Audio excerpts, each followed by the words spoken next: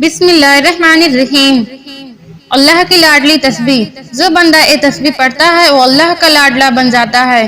ایسی تسبیح جب کوئی بندہ اس کو پڑھتا ہے تو اللہ پاک اس پر بہت زیادہ رحم فرماتے ہیں، اس کے پڑھنے والے پر رحمت کی بارش برساتے ہیں، اپنے فضل کی بارش برساتے ہیں۔ اللہ پاک ارشاد فرماتے ہیں کہ جب میرا بندہ یعنی جو بندہ یہ تسبیح پڑھتا ہے میں اس کے اوپر رحمت کو خوب برساتا ہوں اور اسے خوب مال اور دولت اور اولاد میں ترقی دوں گا اور جنت میں ایسے بہار دوں گا جو اس کے لیے نہریں نکال دے گا۔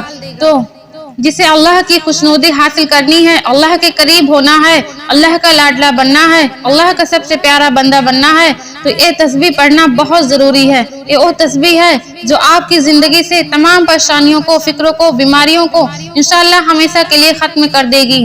اس تسبیح کو پڑھنے سے اللہ صحت، اولاد، عزت، دولت، طاقت ہر چیز سے نوازتے ہیں۔ اللہ تعالیٰ نے انسان کو اشرف المخلوقات بنایا، یعنی سوچنے سمجھنے کی صلاحیت دی، صحیح اور غلط کی آگاہی دی۔ اب یہ انسان کی عقل پر منحصر ہے کہ وہ سیاہ کرتا ہے یا سفید، لیکن انسان خطا کا پتلا ہے اور اللہ ہمیشہ اپنے بندوں کے ساتھ رحم کا معاملہ کرتا ہے۔ اسی لیے اس نے مسلمانوں کے لیے ہدایت کا راستہ بھی کھلا رکھا ہے تاکہ اگر کوئی گناہ کا مرتکب ہو جائے تو توبہ استغفار سے فلاح کا راستہ جو چاہے پا سکے۔ تو یہ تسبیح استغفر اللہ کی ہے۔